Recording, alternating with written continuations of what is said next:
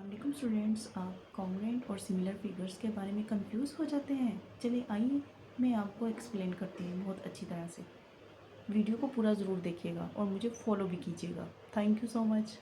अस्सलाम वालेकुम स्टूडेंट्स, मैं हूँ आपकी टीचर मिस आयशा। आज हम जो है वो स्टार्ट करने लगे हैं चैप्टर नंबर 4। इसका टॉपिक नंबर 1 है। फर्स्ट हमारा जो टॉपिक है वो है congruent and similar figures. Congruent और सिमिलर फिगर्स में क्या फ़र्क है, आइए देखते हैं। कॉन्ग्रुएंट ऐसी दो अशकाल होती हैं जिनका साइज़ भी सेम हो और जिनकी शेप भी सेम हो, उनमें कोई भी डिफरेंस ना हो।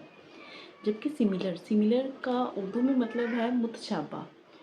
इससे मुराद ऐसी शेप्स हैं जिनका जिनका जो है वो एंगल तो सेम होते हैं, शेप भी सेम होती है, लेकिन इनका साइज़ सेम होना ज़रूरी नहीं है। इन अशकाल को हम सिमिलर फिगर्स कहते हैं। इनमें यही फ़र्क है। कॉन्ग्रुएंट फिगर्स में साइज़ भी सेम होना चाहिए, शेप भी सेम होनी चाहिए, जबकि सिमिलर में साइज़ सेम होना ज़रूरी नहीं है। आइए अब हम जो है वो एग्जांपल्स की मदद से देखते हैं कि इन दोनों में क्या डिफरेंस है। आज के बाद कभी भी आपको ये चीज़ भूलेगी नहीं और इंशाल्लाह आपका बोर्ड के एग्ज़ाम्स की तैयारी बहुत अच्छी तरह से होगी। मुझे टिकटॉक पे, फेसबुक पे, इंस्टाग्राम पे, यूट्यूब पे फॉलो कर लीजिए ऐसी मज़ीद वीडियोज़ के लिए। Thank you so much.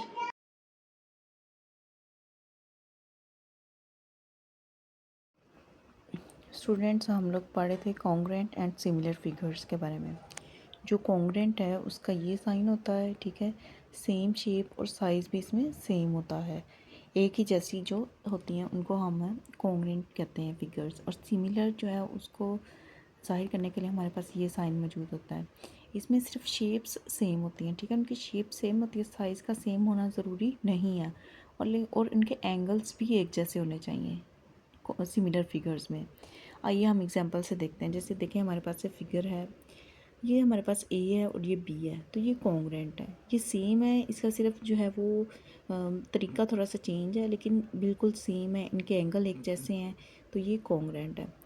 अब ये आ जाए हमारे पास सी और डी, इनके एंगल्स सेम है, ठीक है। शेप भी एक जैसी है, बस इनके साइज़ में डिफरेंस है, तो ये कॉन्ग्रुएंट नहीं है, ठीक है, ये सिमिलर है।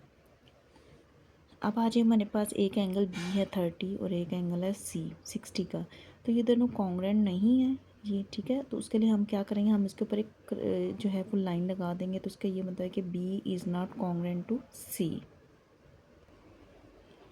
कुछ ये बुक्स एग्जांपल्स देखें, ये एस और जो आर हैं ये इसमें कॉन्ग्रुएंट हैं, ठीक है। दोनों सेम है, साइज़ भी सेम है, सब कुछ सेम है, तो ये कॉन्ग्रुएंट है। इसके बाद नेक्स्ट की शेप देखें, डी और ई, ये भी सेम है, सेम साइज़ है, सेम है, तो ये भी कॉन्ग्रुएंट है। उसके बाद एस और टी पे आ जाए, देखें इनके साइज़ में फ़र्क है, तो ये कॉन्ग्रुएंट नहीं है। अब सिमिलर शेप्स पे आ जाएं, तो इसमें देखें साइज़ में डिफरेंस मौजूद है। तो अब हम देखते हैं कौन कौन सी डायग्राम जो है वो इसमें सिमिलर है। जैसे ये ए और ये एफ़, ये सिमिलर है। ये बी और ये जी, ये सिमिलर है। सी और एच सिमिलर है। डी और ई सिमिलर है, ठीक है। अब आपको अच्छी तरह से समझ आ गई होगी कि आपने किस तरह से जो है इनको तैयार करना है। Thank you so much for watching.